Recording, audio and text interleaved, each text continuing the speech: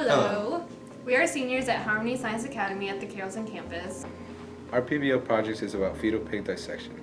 The main purpose of this project is to learn more about our bodies and how the organs interconnect with one another. Our purpose of this project is to take out all the organs in one block, meaning all together.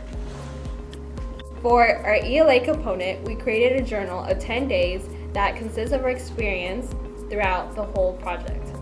There have always been legal, ethical, and religious concerns whenever performing an autopsy. Since doing a human autopsy is way too dangerous and more life-threatening to humans, fetal pigs are our ideal surrogates. And because of this, we have been using fetal pigs in every autopsy since the 1900s.